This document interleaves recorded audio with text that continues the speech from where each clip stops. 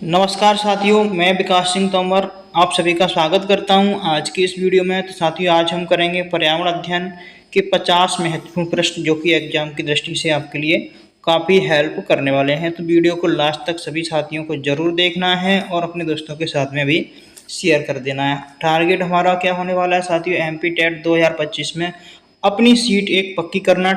PDF के लिए आप हमारे टेलीग्राम चैनल को ज्वाइन कर सकते हैं। यहाँ पर आपको क्या है, पीडीएफ यहाँ पर आपको मिल जाती है। ठीक है साथियों, तो पहले प्रश्न की तरफ चलते हैं जो कि आपका एग्जाम के लिए काफ़ी हेल्पफुल होगा। तो बताइएगा इस प्रश्न का राइट आंसर क्या होने वाला है साथियों। डॉक्टर एपीजे अब्दुल कलाम ने एडुसैट संचालन के पहले चरण का उद्घाटन किस वर्ष किया था। काफ़ी महत्वपूर्ण प्रश्न है साथियों। 2001 में किया था, वर्ष 2003 में, 2005 में, 2007 में। तो सभी साथियों को उत्तर करना है किस वर्ष में एडुसैट के पहले चरण का उद्घाटन किया गया था। तो आपको याद रखना है वर्ष 2005 में किया गया था। कब किया गया था? तो वर्ष 2005 में किया गया था। ऑप्शन आपका सी एकदम से साथियों राइट आंसर हो जाता है। ठीक है, चलते हैं हम नेक्स्ट प्रश्न की तरफ। यह रहा आप सभी के सामने, बताइएगा मंगल ग्रह के कितने चंद्रमा हैं। प्रश्न पूछा है मंगल ग्रह के कितने चंद्रमा हैं, जल्दी से बताइएगा। 4 हैं, 2 हैं, 1 है, 3 है।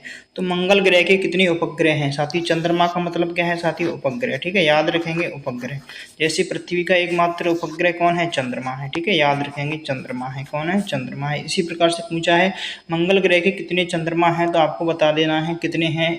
4 हैं, 2 हैं, 1 है, 3 है। राइट आंसर आप सभी का होना चाहिए क्या होगा, जल्दी से बताइएगा।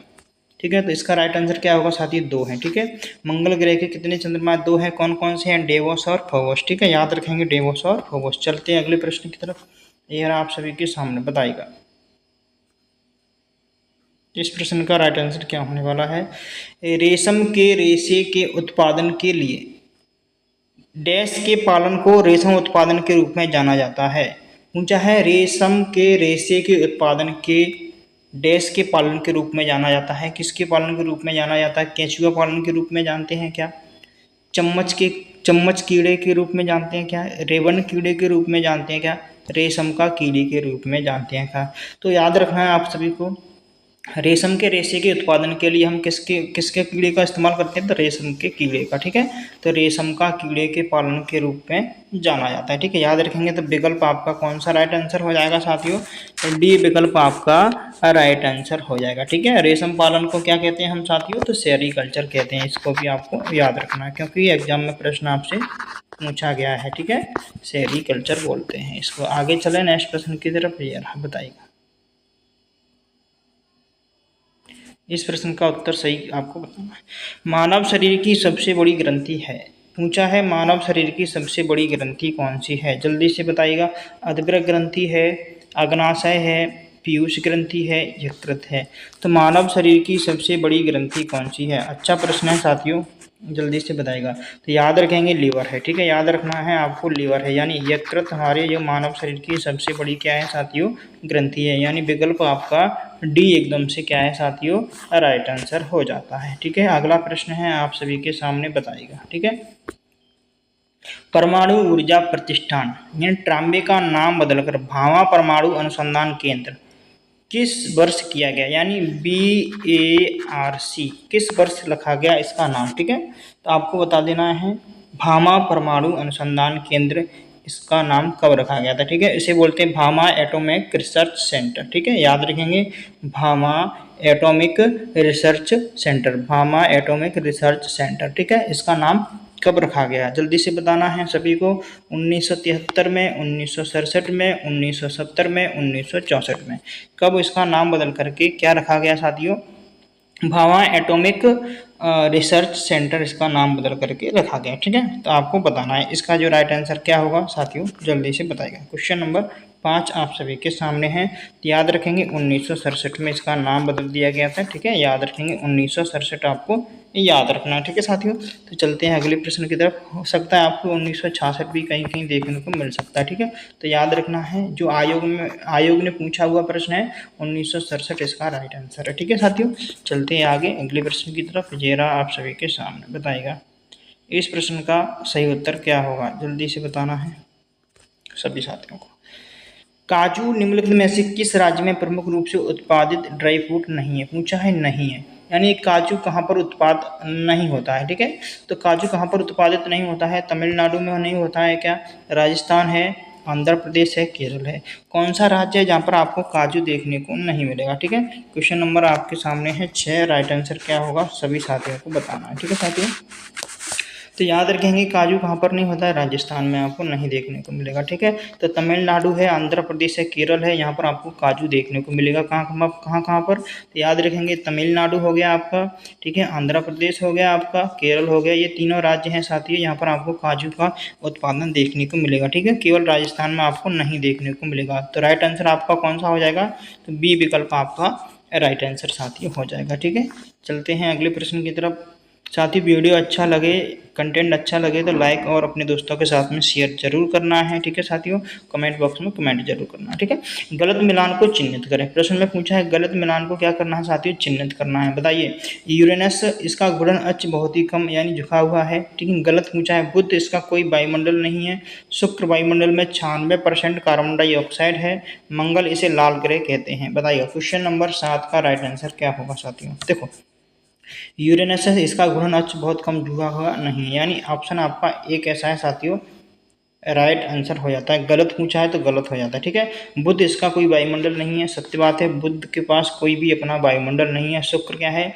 तो शुक्र वायुमंडल में 96% कार्बन डाइऑक्साइड है, तो इसलिए वजह से इसे क्या बोलते हैं साथियों? गर्म ग्रह कहते हैं। ठीक है, याद रखेंगे गर्म ग्रह कौन सा है? तो याद रखना शुक्र हमारा क्या है साथियों? गर्म ग्रह। ठीक है, मंगल इसे लाल ग्रह कहते हैं। याद रखेंगे मंगल इसे लाल ग्रह कहते हैं। इसके कितने चंद्रमा हैं साथियों? 2 हैं। कौन कौन से?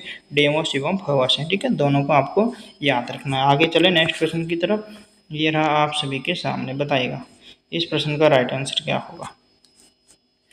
जोहान्स नेस केपलर ने ग्रहों की गति के नियम दिए। ठीक है, कौन कौन से नियम दिए? 3 नियम दिए, 4 नियम दिए, 2 नियम दिए, 5 नियम दिए। ऑप्शन आपके सामने 4 हैं, एक सही उत्तर होगा। ठीक है, आपको बताना है जोहान्स नेस केपलर ने ग्रहों की गति के कितने नियम दिए थे। अब बताइएगा कितने नियम दिए थे। क्वेश्चन काफ़ी अच्छा है साथियों। देखो, इसी तरह के प्रश्न क्या है आपको एग्जाम में रिपीट होते हैं तो आपको देखने को मिलते हैं। ठीक है साथियों, तो याद रखेंगे 3 नियम दिए थे। ठीक है, याद रखना ऑप्शन आपका एकदम से क्या है साथियों? राइट आंसर है। ठीक है, आगे चलें साथियों। वीडियो को अभी तक आपने लाइक नहीं किया है तो साथियों लाइक जरूर कर देना है। हम 50 प्रश्न आज कंप्लीट करेंगे। ठीक है, JNBS का पूर्ण रूप क्या है? पूछा है JNVS का पूर्ण रूप क्या है? तो JNVS का पूर्ण रूप क्या है? जॉइंट नेशनल वेरिफिकेशन स्कीम है क्या? जवाहर नवोदय विद्यालय समिति है क्या? जूनियर नेशनल वेरिफिकेशन सिस्टम है क्या? जवाहर न्यू वॉलेंटरी स्कीम है क्या? तो क्वेश्चन नंबर 9 का राइट आंसर साथियों आपको बताना है। ठीक है, तो क्वेश्चन नंबर 9 आप सभी के सामने है, इसका राइट आंसर क्या होगा बताइएगा जल्दी से। तो इसका याद रखना जवाहर नवोदय विद्यालय समिति है। ठीक है, याद रखेंगे जवाहर नवोदय विद्यालय समिति, यानी बी विकल्प आपका एकदम से करेक्ट है साथियों। ठीक है, आगे चलें नेक्स्ट प्रश्न की तरफ। ये रहा आप सभी के सामने। सभी प्रश्न साथियों एग्जाम की दृष्टि से काफ़ी महत्वपूर्ण हैं, तो एक एक करके सभी प्रश्नों को आपको अच्छे से पढ़ना है। ठीक है साथियों, तो आशा करता हूँ इस प्रश्न को दिखाने में थोड़ा आंसर छिपा रहे तो अच्छा रहेगा। चलो सामने लेके आते हैं आपको। ठीक है, अच्छे से दिखना चाहिए। बताइएगा, देखो शहद क्या है? तो शहद क्या है? लार के साथ मिश्रित फूलों का मधु और शहद की थैली में संग्रहित है। ठीक है, यानी विकल्प आपका डी राइट आंसर है, क्योंकि इसका आंसर आपने पहले ही देख लिया था। ठीक है, तो याद रखेंगे। ठीक है, तो डी शहद क्या है? तो शहद क्या है? लार के साथ मिश्रित फूलों का मधु और शहद की थैली में संग्रहित है, यानी बी डी विकल्प आपका करेक्ट है। ठीक है साथियों, चले अगले प्रश्न की तरफ। ये रहा नेक्स्ट प्रश्न आप सभी के सामने, बताइए नीरज चोपड़ा को किस वर्ष पद्मश्री पुरस्कार से सम्मानित किया गया था? प्रश्न पूछा है नीरज चोपड़ा को किस वर्ष से पद्मश्री पुरस्कार से क्या किया गया था साथियों? सम्मानित किया गया था। वर्ष 2021 में, 2020 में, 2022 में, 2019 में। अच्छा प्रश्न है साथियों, और रिपीट होता है, आपको पता है रिपीट प्रश्न जरूर होता है। ठीक है, तो याद रखेंगे वर्ष 2022 में। ठीक है, इन्हें क्या किया गया था? तो पद्मश्री से इन्हें पुरस्कारित किया गया था। ठीक है, याद रखना है कब? वर्ष 2022 में, यानी बी विकल्प आपका एकदम से शीशे की तरह साफ है साथियों। ठीक है, अगला प्रश्न आप सभी के सामने है, सभी साथियों को उत्तर देना है। ठीक है, बताइएगा इस प्रश्न का राइट आंसर क्या होगा। तो विकल्प ए आपके सामने है, उर्वरक कहते हैं, सिंचाई तकनीक कहते हैं, ऑप्शन बी है साथियों, ठीक है, ऑप्शन सी है उच्च उपज देने वाली किस्म के बीज खरपतवार नाशी। यानी 2,4-D क्या है, तो ये आपको बताना है 2,4-D क्या है। देखो 2,4-D क्या है, डाइक्लोरोफेनोएक्सीडेट एसिड है, ठीक है, याद रखेंगे। इसे क्या बोलते हैं, डाइक्लोरोफेनोएक्सी एसिटिक एसिड बोलते हैं, ठीक है, याद रखना है। एक बार फिर बोला हूँ, डाइक्लोरो फेनोक्सी एसिटिक एसिड कहते हैं, ठीक है, इसे कहा जाता है, ठीक है। यह क्या है, एक खरपतवार नाशी है, खरपतवार नाशी के नाम से इसे, तो याद रखना है, खरपतवार नाशी के नाम से इसे जाना जाता है, ठीक है, तो याद रखेंगे खरपतवार नाशी, ठीक है। ऑप्शन आपका डी एकदम से क्या है साथियों, है राइट विकल्प है, ठीक है। अगले प्रश्न की तरफ चलते हैं, ये आप सभी के सामने बताइएगा। निम्नलिखित में से किस स्थान पर विश्व में सर्वाधिक वर्षा होती है। प्रश्न पूछा है विश्व में सर्वाधिक वर्षा आपकी कहाँ पर होती है, तो मोनिसराम है, सिलचर है, चेरापूंजी है, गुवाहाटी है। तो देखो विश्व में सबसे ज़्यादा वर्षा कहाँ पर होती है आपको बताना है, ठीक है, तो मौसिनराम में होती है, ठीक है। ये कहाँ पर है, तो आपको याद रखना मेघालय, ठीक है, मेघालय, यहाँ पर क्या होती है साथियों, सबसे अधिक वर्षा होती है, ठीक है, याद रखेंगे। अच्छा प्रश्न है, आगे चलें, बताइएगा। ये प्रश्न साथियों कैंसिल प्रश्न है, ठीक है, याद रखना इसको भी। अगले प्रश्न पर चलते हैं, इसे बताइएगा। भारत का पहला राज्य कौन सा है जिसने सभी घरों में छतों पर वर्षा जल संचयन अनिवार्य कर दिया। देखो पूछा है भारत का पहला राज्य कौन सा है जिसने सभी घरों में छतों पर वर्षा जल को क्या करना, घरों की छतों पर क्या करना, वर्षा के जल को क्या करना है साथियों, इकट्ठा करना है, ठीक है, ऐसा अनिवार्य कर दिया। तो तमिलनाडु राज्य है। कौन सा राज्य है आपका, तमिलनाडु राज्य। इसने क्या किया है, जो वर्षा का जल है इसे छतों पर क्या करना चाहिए, हमें एकत्रित करना चाहिए, यानी संचयन करना चाहिए, ठीक है। तो कौन सा राज्य है आपका, तमिलनाडु, ठीक है, याद रखना इस चीज़ को। अब बताइएगा इस प्रश्न का राइट आंसर क्या होगा। भारत का पहला उपग्रह आर्यभट्ट कहाँ से प्रक्षेपित किया गया था। प्रश्न अच्छा है साथियों, काफी अच्छा है, याद रखेंगे, ठीक है। तो बताइएगा जल्दी से, भारत का पहला उपग्रह आर्यभट्ट कहाँ से प्रक्षेपित किया गया था। ऑप्शन ए है श्रीहरिकोटा से, कपुस्टन यार से, बेंगलुरु है, तिरुवनंतपुरम है। इसका जो राइट आंसर है साथियों कौन सा हो जाएगा, जिसे भेजा गया था, कहाँ से भेजा गया था, कपुस्टन यार से भेजा गया था, ठीक है, याद रखेंगे। ऑप्शन बी आपका एकदम से क्या है साथियों, राइट आंसर है, ठीक है। कहाँ से भेजा गया था, कपुस्टन यार से भेजा गया था, ठीक है, तो इसको याद रखेंगे, ठीक है। चलते हैं अगले प्रश्न की तरफ, बताइएगा इस प्रश्न का राइट आंसर क्या होगा। यूरी गागरिन प्रथम बार अंतरिक्ष में किस वर्ष पहुंचे थे। प्रश्न पूछा है यूरी गागरिन प्रथम बार अंतरिक्ष में किस वर्ष पहुंचे थे, तो 1948 है, 1952 है, 1961 है, 1972 है। इसका जो राइट आंसर है क्या होगा, जल्दी से बताइएगा।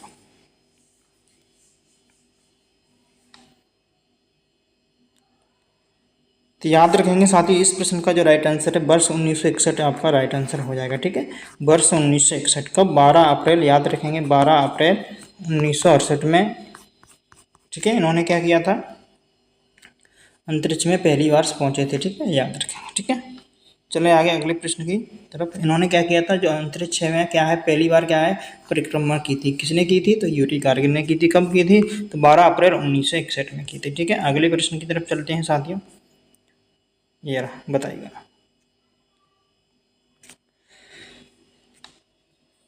हिमालय में किस प्रकार के पेड़ पाए जाते हैं। प्रश्न पूछा है हिमालय में किस प्रकार के पेड़ पाए जाते हैं, हेलोफाइट्स, जीरोफाइट्स, थर्मोफाइट्स, शंकुधारी। तो याद रखेंगे शंकुधारी वन पाए जाते हैं कहाँ, हिमालय में, ठीक है, डी विकल्प आपका राइट आंसर है। आगे चलते हैं नेक्स्ट प्रश्न की तरफ, बताइएगा।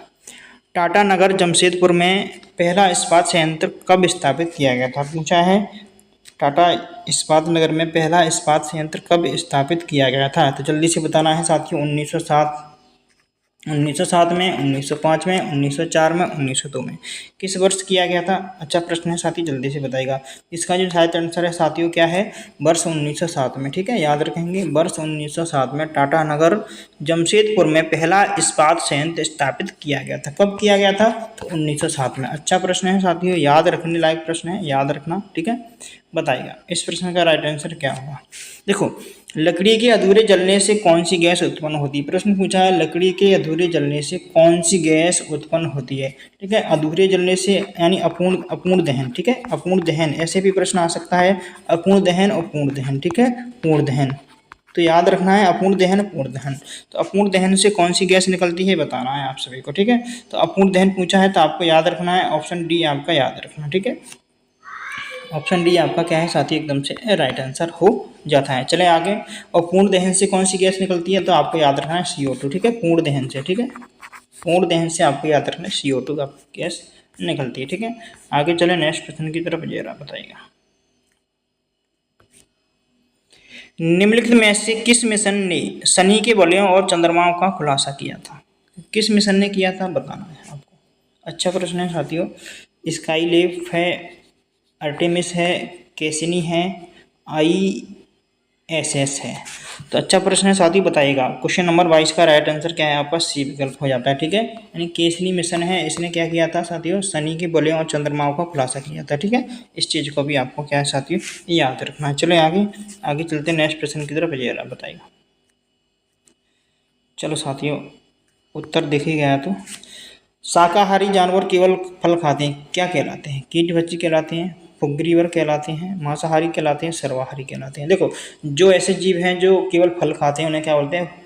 फुग्रीवोर बोलते हैं। ठीक है, क्या बोलते हैं? फुग्रीवोर, यानी बी विकल्प आपका क्या है साथियों राइट आंसर हो जाता है। ठीक है, चलिए आगे अगले प्रश्न की तरफ। आशा करूंगा कि आंसर आपकी बार आपको ना दिख पाए। ठीक है साथियों, चलो। परिवार के टूटने के फलस्वरूप बच्चों पर होने वाली प्रतिक्रिया क्या है? बच्चों का विद्रूप पनपना, बच्चों का अंतर्मुखी होना, बच्चों का कुंठित होना, दिए गए सही विकल्प। देखो साथियों, तो देखो बच्चों का विद्रोह पनपना ये भी हो सकता है आपको। ठीक है, जब परिवार टूटते हैं तो बच्चों के अंदर क्या है साथी? विद्रोह ऐसी भावना उत्पन्न हो जाती है। बच्चों का अंतर्मुखी होना यानी बच्चे अंदर अंदर मन सोचने लगते हैं। ठीक है, बच्चों का कुंठित होना, कुंठित भी हो जाते हैं। ठीक है, दिए गए सही विकल्प, यानी डी ऑप्शन आपका एकदम से क्या है साथियों राइट है। ठीक है, चलें आगे बताइएगा। राष्ट्रीय पर्यटन दिवस कब मनाया जाता है? प्रश्न अच्छा है साथियों। 26 जनवरी है, 23 जनवरी है, 24 जनवरी है, 25 जनवरी है। चार विकल्प आप सभी के सामने हैं, कौन सा राइट आंसर होगा? तो इसका जो साथियों राइट आंसर डी विकल्प है। ठीक है, 25 जनवरी को क्या मनाते हैं हम? राष्ट्रीय पर्यटन दिवस के रूप में हम मनाते। कब मनाते हैं? तो 25 जनवरी। आपको याद रखना, डी विकल्प आपका क्या है साथियों एकदम से राइट आंसर है। अगला प्रश्न आप सभी के सामने है। हम 50 प्रश्न साथियों कंप्लीट करने वाले हैं साथियों, तो वीडियो को लाइक जरूर कर देना है, अपने दोस्तों के साथ में शेयर जरूर करना है। ठीक है, नाइट्रोजन स्थिरीकरण करने वाले जीवाणु पौधों के किस भाग में रहते हैं? यानी जो पौधे जो नाइट्रोजन का स्थिरीकरण करते हैं तो वो पौधों के किस भाग में रहते हैं? तो जड़ों में रहते हैं, फल में रहते हैं, फूल में रहते हैं, पत्तियों में रहते हैं। इसका जो राइट आंसर है क्या होगा साथियों? अच्छा प्रश्न है, तो याद रखना है कहाँ पर रहते हैं? जड़ों में रहते हैं। ठीक है, ऑप्शन आपका ए एकदम से क्या है साथियों राइट आंसर हो जाता है। चलो बताइएगा इस प्रश्न का राइट आंसर क्या होगा। निम्नलिखित में से किसमें स्टार्च उच्च मात्रा में पाया जाता है? प्रश्न में पूछा है स्टार्च उच्च मात्रा में किसमें पाया जाता है? आलू है, अनाज है, गेहूं है, केला है। तो देखो कंफ्यूज करने वाला प्रश्न है साथियों, कोई कोई केला लगाएगा। ठीक है, लेकिन आलू आपको याद रखना है। ठीक है, आलू में सबसे अधिक मात्रा में स्टार्च पाया जाता है। जैसे आलू और केला दोनों दिए हैं तो आलू में लगाएंगे, यदि आलू नहीं दिया होता तो हम केला लगाते। ठीक है, तो याद रखेंगे ऑप्शन ए आपका क्या है साथियों एकदम से राइट आंसर हो जाएगा। ठीक है, ये विकल्प आपका एकदम से क्या है साथियों सही हो जाता है। चलें आगे बताइएगा इस प्रश्न का राइट आंसर क्या होगा। विभिन्न तरंग दैर्ध्य पर प्रकाश की तीव्रता को मापने के विज्ञान को डैश के रूप में जाना जाता है? पूछा है विभिन्न तरंग दैर्ध्य। ठीक है, विभिन्न तरंग दैर्ध्य पर प्रकाश की तीव्रता को मापने के विज्ञान को किस रूप में जानते हैं? खगोल भौतिकी, स्पेक्ट्रोस्कोपी, खगोल विज्ञान, स्पेक्ट्रोग्राफ। ठीक है, तो किसके रूप में जानते हैं? तो जान लेते हैं इसका आंसर राइट क्या है साथियों। तो इसका जो राइट आंसर है साथियों स्पेक्ट्रोस्कोपी। ठीक है, याद रखेंगे बी विकल्प आपका एकदम से क्या है साथियों राइट आंसर हो जाता है। ठीक है, चलिए अगले प्रश्न की तरफ, ये रहा आप सभी के सामने बताइएगा। प्लूटो वर्तमान में एक है। देखो प्लूटो क्या है वर्तमान में एक क्या है? बौना ग्रह है, धूमकेतु है, क्षुद्र ग्रह है, ग्रह है। ठीक है, तो सभी को पता है प्लूटो क्या है। प्लूटो को वर्ष 2006 में किस श्रेणी में डाल दिया गया था? तो बौने ग्रह की श्रेणी में डाल दिया गया था। कब डाला गया था? तो वर्ष 2006 में डाल दिया गया था। ठीक है, याद रखेंगे ये विकल्प इसका राइट आंसर हो जाएगा। क्या है? एक बौना ग्रह है। ठीक है, और वर्ष 2006 में इसे क्या है साथियों ग्रहों की श्रेणी से हटा करके बौने ग्रह की श्रेणी में डाल दिया गया। ठीक है, तो याद रखेंगे क्या है साथियों, प्लूटो वर्तमान में क्या है साथियों, बौना ग्रह है। ठीक है, याद रखना है। निम्नलिखित में से किस ग्रह के छल्ले शानदार हैं। ठीक है, याद बताइएगा किस ग्रह के छल्ले शानदार। निम्नलिखित में से किस ग्रह के छल्ले कैसे हैं साथियों, शानदार हैं। ठीक है, इनका नेपच्यून है, अरुण है, बृहस्पति है, शनि है। तो राइट आंसर क्या हो जाएगा साथियों, इसका जो राइट आंसर है शनि। ठीक है, शनि क्या है साथियों, शनि में क्या है, शनि क्या है, शनि छल्लेदार ग्रह है। ठीक है, इस तरह से क्या है, शनि के छल्ले हैं कई सारे। ठीक है, तो याद रखेंगे शनि छल्लेदार ग्रह है। ठीक है, छल्लेदार शानदार है, किस ग्रह में छल्ले सबसे शानदार हैं, तो शनि ग्रह में सबसे अधिक छल्ले शानदार है। ठीक है साथियों, चलें आगे, बताइएगा इस प्रश्न का राइट आंसर क्या होगा। निम्नलिखित में से किस राज्य में कर्तन दहन प्रणाली कृषि को झूम के रूप में नहीं जाना जाता है। देखो कौन सी प्रणाली, यानी स्थानांतरित कृषि के बारे में बात की जा रही है, यानी कर्तन दहन प्रणाली के बारे में बात की जा रही है। झूम के रूप में नहीं जाना जाता है, कौन सा राज्य है जिसमें झूम की खेती के रूप में नहीं जाना जाता। ठीक है, देखो झूम की खेती हमारी कहाँ पर की जाती है, तो उत्तर पूर्वी राज्यों में की जाती है। ठीक है, सभी को पता है उत्तर पूर्वी राज्यों में की जाती है। ठीक है, तो उत्तर पूर्वी राज्यों में आपके कौन कौन से राज्य आ जाते हैं वो आपको बताना है। ठीक है, ऐसा कौन सा राज्य जो उत्तर पूर्वी राज्य में नहीं आता, यहाँ पर क्या है, झूम की कृषि नहीं की जाती। तो आपको याद रखना है पश्चिम बंगाल। ठीक है, याद रखेंगे मिजोरम, नागालैंड, मेघालय, असम, ये सारे कैसे हैं साथियों, ये क्या है, झूम की कृषि के रूप में जाने जाने वाले राज्य हैं। ठीक है, तो इन्हें याद रखेंगे। ठीक है साथियों, पश्चिम बंगाल आपका, यहाँ पर आपकी झूम की कृषि नहीं होती है। ठीक है, अच्छा प्रश्न है साथियों, चलें आगे,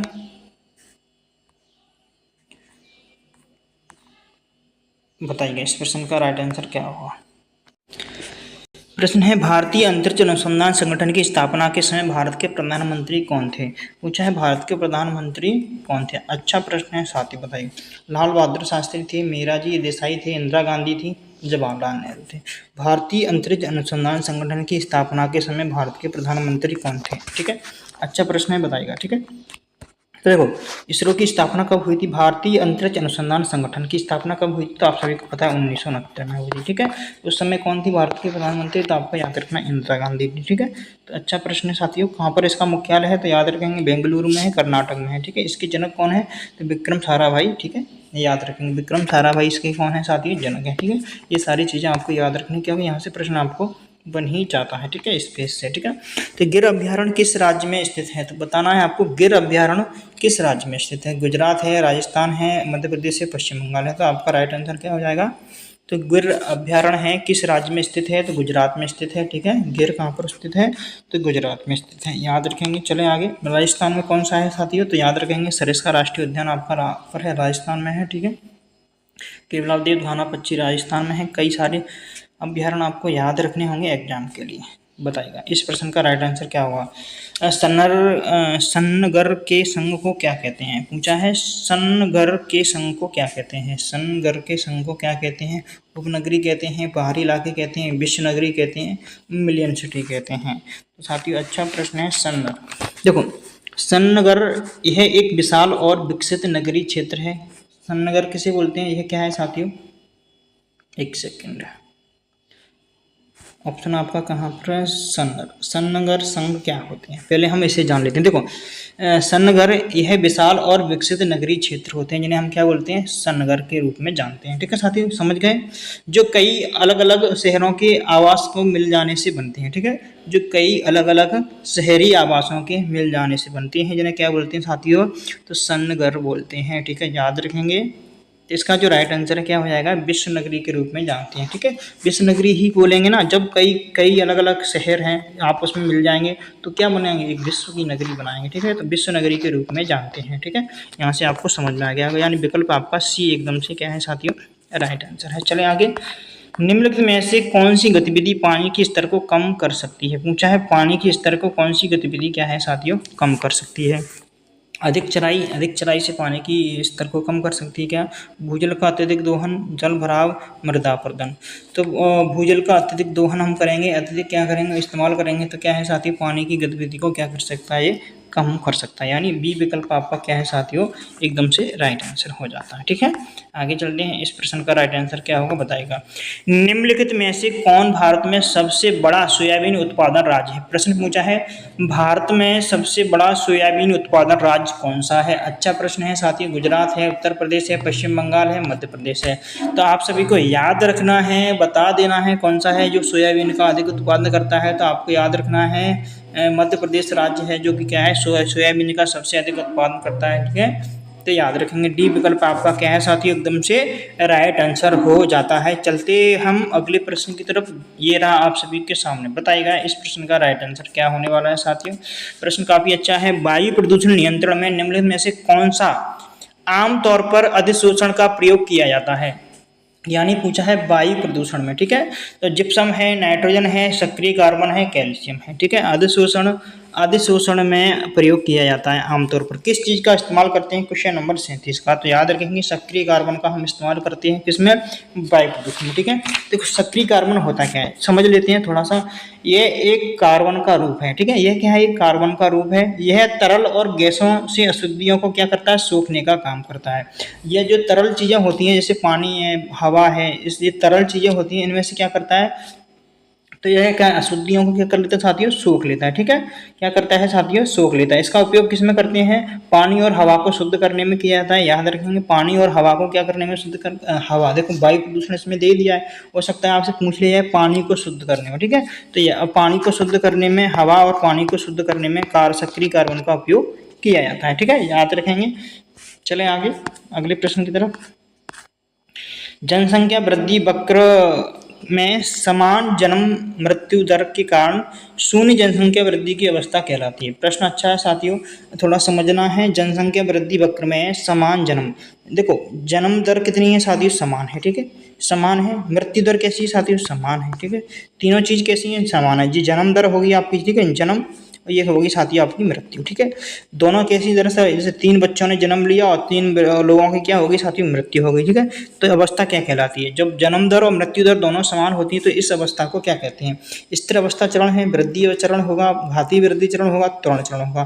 तो स्थिर है ना, तो साथियों जनसंख्या बढ़ रही है ना कम हो रही है, तो स्थिर हो जाएगा। ठीक है, तो स्थिर अवस्था चरण कहलाएगा। ठीक है, याद रखेंगे स्थिर अवस्था चरण, यानी विकल्प आपका ए एकदम से साथियों करेक्ट आंसर हो जाता है। ठीक है, चलिए अगले प्रश्न पर। UNCED का अर्थ क्या है। प्रश्न अच्छा है साथियों, सारे प्रश्न वैसे अच्छे ही हैं। UNCED का अर्थ क्या है, पर्यावरण और विकास संयुक्त राष्ट्र सम्मेलन है, पर्यावरण और विकास संयुक्त राष्ट्र कॉपरेशन है, पर्यावरण और आपदाएं संयुक्त राष्ट्र सम्मेलन है, पर्यावरण और आपदाएं संयुक्त राष्ट्र कॉपरेशन है। यानी UNCED का अर्थ आपसे पूछा है तो बता देना है UNCED का अर्थ क्या है, अच्छे से बताना है सभी साथियों को। ठीक है, तो इसका जो राइट आंसर है साथियों क्या हो जाएगा, एक बार से देख लेते हैं। तो ऑप्शन आपका ए एकदम से राइट है। ठीक है, United National Corporation on environment and development. ठीक है, यानी पर्यावरण और विकास संयुक्त राष्ट्र सम्मेलन। ठीक है, याद रखेंगे साथियों, इसे पूछा जाने की संभावना है आगे फिर से, तो याद रखना है पर्यावरण और विकास संयुक्त राष्ट्र सम्मेलन जिसे क्या बोलते हैं, UNCED बोलते हैं। ठीक है, यानी United national conference on environment and development. ठीक है साथियों, इस चीज़ को आपको याद रखना है। अच्छा प्रश्न है साथियों, आगे चलते हैं। ये रहा आप सभी के सामने। अभी तक आपने हमारे चैनल को सब्सक्राइब नहीं किया, चैनल को सब्सक्राइब जरूर कर लेना है, बेल आइकन को दबा लेना है, वीडियो को अपने दोस्तों के साथ में शेयर जरूर कर देना है। अभी तक आपने लाइक नहीं किया है तो लाइक जरूर करना है। ठीक है साथियों, पृथ्वी के वायुमंडल का औसत तापमान धीरे धीरे बढ़ रहा है कहलाता है। इसे क्या कहते हैं, वैश्विक वार्मिंग, कन्वेक्शन बोलते हैं, पायरोक्सिया बोलते हैं और अल्पताप बोलते हैं। क्वेश्चन नंबर 40 का राइट आंसर आप सभी को बताना है, क्या कहते हैं जल्दी से बताइएगा। ठीक है साथियों,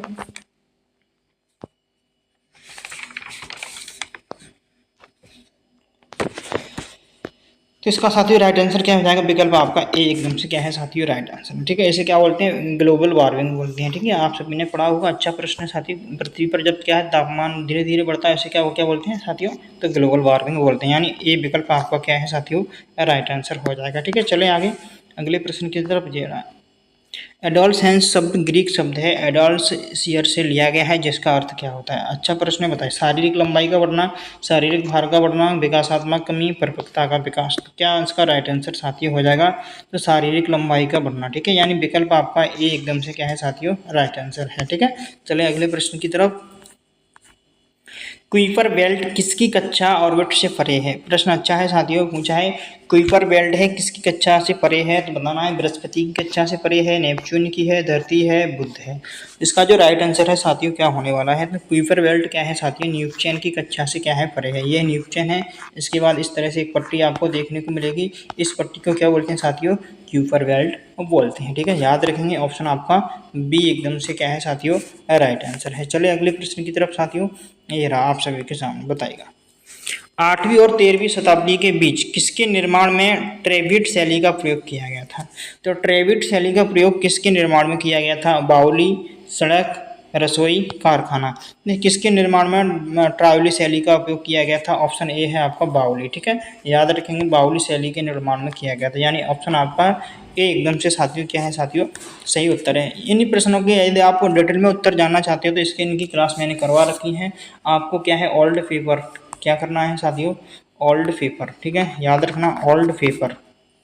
ओल्ड पेपर वाली क्लास को 1 से लेकर के 14 तक को आपको देख लेना, वहाँ पर ये सब प्रश्न आपको सभी देखने को मिल जाएंगे। ठीक है, निम्नलिखित में ऐसे सबसे प्रमुख संरक्षक कौन है, सॉरी साथियों, निम्नलिखित में ऐसे सबसे प्रमुख संरक्षक कौन है जिन्होंने संरक्षण के सिद्धांत को निर्धारित किया, कई स्मारकों को संरक्षित करने में भी महत्वपूर्ण भूमिका निभाई, जिनमें से कुछ अब विश्व विरासत सूची में के अंतर्गत हैं, यानी विश्व विरासत सूची के अंतर्गत हैं। कौन है? रामदास हैं। ठीक है साथियों, तो याद रखना है कौन है, लॉर्ड कर्जन हैं, जे मार्शल हैं, एस बोवेरी हैं। कौन है साथियों बताइएगा, तो आपको याद रखना है जे मार्शल हैं। कौन है? जे मार्शल हैं, याद रखेंगे जे मार्शल हैं, यानी ऑप्शन आपका सी एकदम से राइट आंसर है। ठीक है साथियों, तो अगला प्रश्न आप सभी के सामने है। अभी तक आपने लाइक नहीं किया है साथियों तो लाइक जरूर कर देना है। क्षोभ मंडल के अंत और वायुमंडल की दूसरी परत समता मंडल की शुरुआत का प्रतीक है, तो ट्रोपोफोज बोलते हैं, निर्वासन बोलते हैं, थर्मोपोज बोलते हैं, स्थिरावरोध बोलते हैं। तो याद रखेंगे, इसको भी नहीं बोलेंगे, इसको भी नहीं बोलेंगे। अब बचे आपके पास दो। ठीक है, ट्रोपोफोज या थर्मोपोज, इन दोनों में से आपका उत्तर होने वाला है। तो याद करना है आपको कौन सा उत्तर होने वाला है। क्षोभ मंडल के अंत और वायुमंडल की दूसरी परत समता मंडल की शुरुआत का प्रतीक है, क्या है साथियों, इसे बोलते हैं ट्रोपोफोज। ठीक है, याद रखेंगे ट्रोपोफोज कहते हैं। ट्रोपोफोज किसे कहते हैं? जो क्षोभ मंडल के अंत, यहाँ पर क्षोभ मंडल का क्या होगा साथियों, अंत होगा। ठीक है, और समता मंडल की क्या होगी साथियों, शुरुआत होगी। इस बीच के स्थान को क्या बोलते हैं? ट्रोपोस्फेज बोलते हैं। ठीक है, याद रखें। अगला प्रश्न है आप सभी के सामने, बताइएगा लेटेराइट मिट्टी लेटर शब्द से बनी है जिसका अर्थ है ईंट। ठीक है, यह शब्द निम्नलिखित में से किस भाषा का है? अमेरिकन है, लैटिन है, भारतीय है, फ्रेंच है। तो सभी को पता होगा साथियों किस भाषा का है, तो याद रखना है आप सभी को, तो लैटिन भाषा का है। ठीक है, याद रखेंगे लैटिन भाषा का शब्द है, ऑप्शन बी आपका करेक्ट आंसर हो जाता है। अगला प्रश्न आप सभी के सामने है, साथी बताइएगा भारत का पहला अंतरिक्ष आरक्षित वन कौन सा है? पूछा गया है भारत का पहला आरक्षित वन कौन सा है। कान्हा राष्ट्रीय उद्यान है, सतपुड़ा राष्ट्रीय उद्यान है, जिम कॉर्बेट राष्ट्रीय उद्यान है और बांधवगढ़ राष्ट्रीय उद्यान है। तो आपको याद रखना है कौन सा है साथियों, तो इसका जो राइट आंसर हो जाएगा साथियों आपका सतपुड़ा राष्ट्रीय उद्यान हो जाता है, यानी बी विकल्प आपका एकदम से क्या है साथियों, राइट आंसर हो जाता है। लास्ट प्रश्न है साथियों, सेकंड लास्ट है। ठीक है, निम्नलिखित में से अच्छे स्वास्थ्य और स्वच्छ पर्यावरण को बढ़ावा देने के लिए सामुदायिक स्वच्छता में महत्वपूर्ण भूमिका निभाता है? कौन निभाता है? व्यापार सदस्य हैं, समूह के सदस्य हैं, व्यक्तिगत सदस्य हैं, कोई भी नहीं। तो ये प्रश्न पूछा है स्वच्छ स्वास्थ्य और स्वच्छ पर्यावरण को बढ़ावा देने के लिए, तो साथियों कौन हो जाएगा? इसका जो राइट आंसर है व्यक्तिगत हो जाएगा। ठीक है, व्यक्तिगत सदस्य आपका राइट आंसर हो जाता है। ठीक है, व्यक्तिगत सदस्य इसमें क्या है साथियों, भूमिका निभाते हैं। ठीक है साथियों, चलते हैं लास्ट प्रश्न की तरफ। नेक्स्ट प्रश्न है आप सभी के सामने, किस पंचवर्षीय योजना में पहली बार आपदा प्रबंधन पर एक विस्तृत अध्याय था? किस पंचवर्षीय योजना में था? तो याद रखना है 10वीं पंचवर्षीय योजना में था। ठीक है, ऑप्शन आपका ए एकदम से क्या है साथियों, राइट है। ठीक है, आगे पतले हैं, बताइएगा एपिस सेरेना इंडिका एक प्रकार है, एक किसका प्रकार है? एपिस सेरेना इंडिका किस का प्रकार है? तो आपको याद रखना मधुमक्खी का प्रकार, यानी बी सी विकल्प आपका राइट आंसर साथियों हो जाता है। तो साथियों आप सभी को कमेंट बॉक्स में कमेंट करके जरूर बताना है प्रश्न कैसे लगे। यदि प्रश्न अच्छे लगे हों तो वीडियो को लाइक और चैनल को सब्सक्राइब जरूर कर लेना। ठीक है, तो मिलते हैं अगली वीडियो में, तब तक के लिए सभी साथियों को नमस्कार, जय Hind, Vande Mataram, thank you for watching. मिलते हैं अगली वीडियो में साथियों।